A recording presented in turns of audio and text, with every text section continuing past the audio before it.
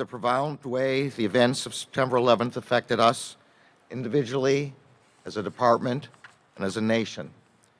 Nothing we can do or say can replace the loss so many endured on that day. As we have changed as a nation, as a federal government since 9/11, the Justice Department, we mark this anniversary.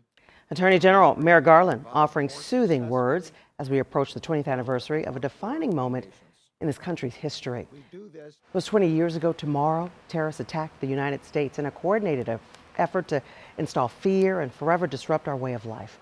More than 2,600 people were killed when two hijacked planes slammed right into the World Trade Center. That was September 11, 2001. More deaths happened at the Pentagon and at the site of the plane crash in southwestern Pennsylvania. Ripples from the 9/11 attacks continue to be seen and felt 20 years later. One retired New York City firefighter who survived those attacks now lives in Alpharetta, sharing his story with CBS 46's Rebecca Schramm during a special event this morning at the YMCA in Cumming. We eat together, we sleep together, we fight fires together. 110 flights of stairs. That's how many James DeVolio and others walked and ran Friday morning, just as hundreds of firefighters did that awful day in 2001.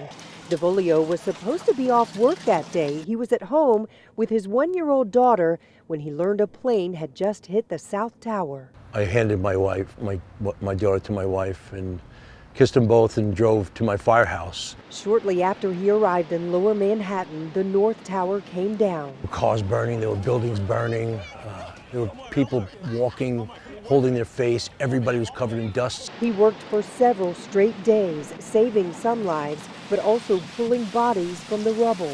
19 firefighters from his firehouse in Queens died that day. When he finally made it back home, It was emotional. All I wanted to do was hold my daughter. I got home, it was late, she was sleeping. I went in the bedroom, laid down with her, fell asleep with her.